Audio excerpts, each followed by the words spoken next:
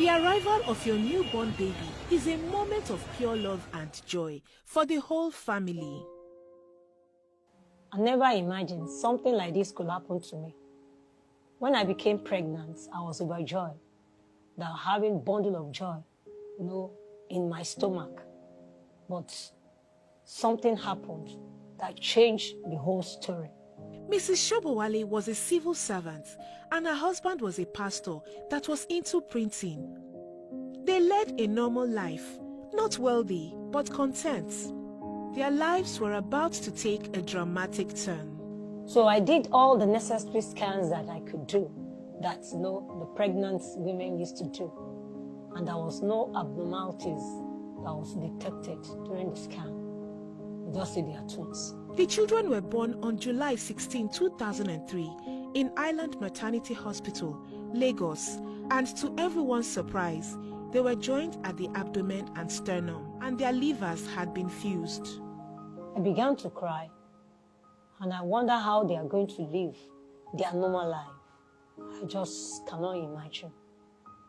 But what I know that they are alive, and I know that they will surely survive.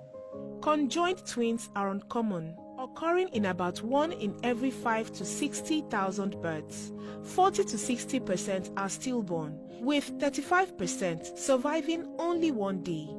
After their delivery, we are so much concerned about their growth, learning, and then fulfilling their destiny if they were not separated. As you might expect, living physically connected to someone else was difficult. They couldn't stop crying because of their position. Feeding them was very, very difficult. And at times, one would want to sleep and the other one want to be awake. So for them, it was a kind of inconvenience. I felt for them.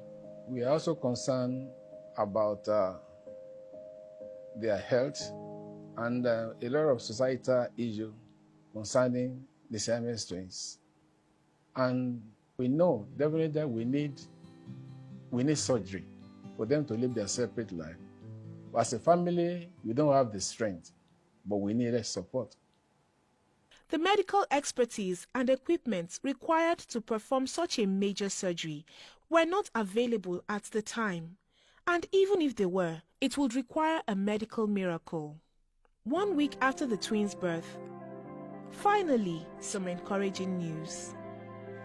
Dr. Lekpegbeton informed me that Asiwaju Bola Ahmed Tinubu have a key interest concerning the twins and is ready to assist us for them to live their separate life. I was surprised when my husband told me that Asiwaju knew about it. We don't know him from anywhere. And after a few days, his wife also came to visit us, Senator Oluremi Tinubu, at the island, and they are assuring us that all is going to be well. Senator Oluremi Tinubu asked us whether we have passport for the trip, and we told her we don't have. He said we should not bother, that he will arrange everything for us for the journey, for the separation of my twins.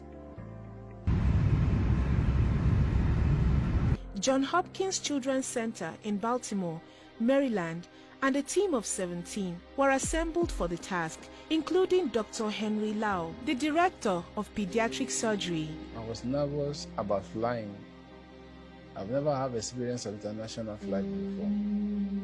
But she assured us that Asiwaju Bola Ahmed Tinubu will do the needful for the trip and make it a success trip for every one of us. I was concerned because this is the first time that I was separated with them after their birth, for them to go for the surgery, but I left them to the hands of God. Mr. Shobowale and the girls arrived safely in the United States. We settled at his nephew's house, Dr. Sikiru Tinubu, and 2 days later, we went to the hospital. It was surgery day, and all of the plans had been laid out. But now, it was time to put them into action. On that fateful morning, for the operation, I was scared. When the team of doctors take them away from us, I couldn't tell if I'm saying bye-bye to either one or two of them. But I have the faith in my mind that they will survive it. The surgical team met at 8 a.m.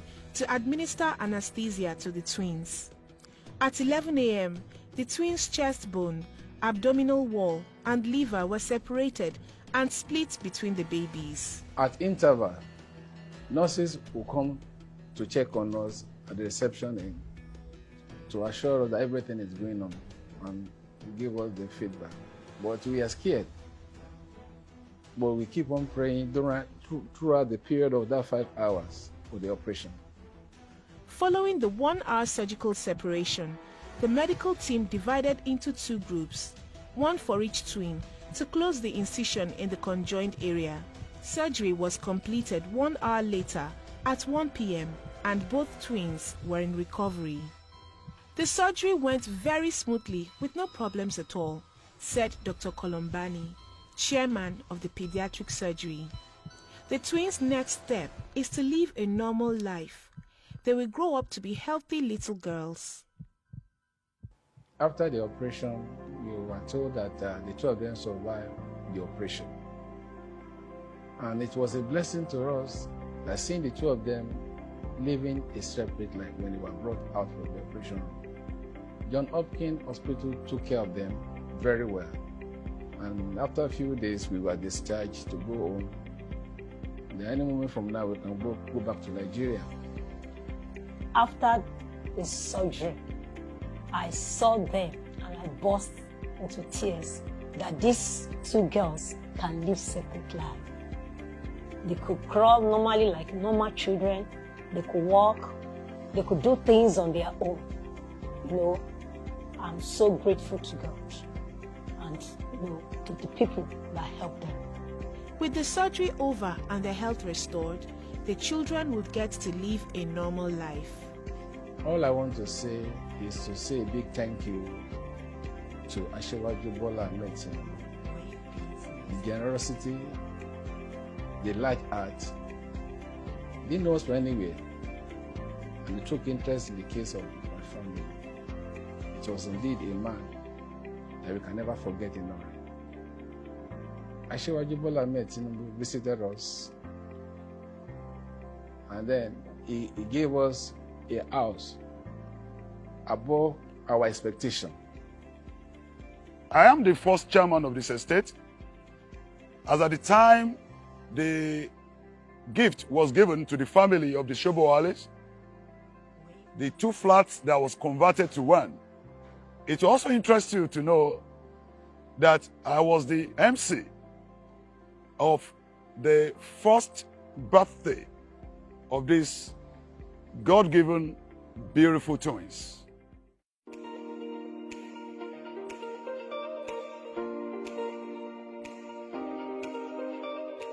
Hi, I'm Favor. Hi, I'm Faithful, and we were born conjoined. conjoined.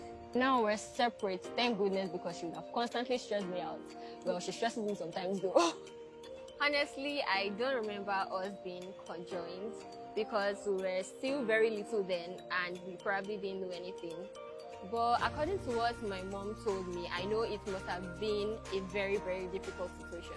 I'm very, very glad that we were given the opportunity to be able to live our separate lives, all thanks to God in the life of Asiwaju Bola Ahmed Tinubu. And now we can live our separate lives, have separate friends, go to separate schools and do things differently. Our story inspired me to pursue a course in medicine, which is physiotherapy, that I'm currently studying at the University of Lagos. We also have this desire of also studying the course medicine in the university that we're separated, which is John Hopkins University. I desire to study medicine and she desires to study nursing. We want to do this in order to give back to the society and also to Asiwaju for the act of kindness that he showed towards me and my sister. One thing that I want to really say is that for somebody to show love out of gold, somebody that you don't even know before, and you want to take it upon yourself. There are many people even in government that they might not even be able to say anything. Many have had, even after their own births, there are some Siamese twins that are born that nobody even come to their rescue. But it's just to see somebody with heart of love, heart of gold, to be able to show care. This is Asiwaju, and I want to say thank you very much. And God will be with him in all his endeavor in Jesus' name. A simple act of kindness changed our story. That is our Asiwaju story. A tremendous amount of unnecessary pain and suffering can be avoided by ensuring universal access to adequate health care.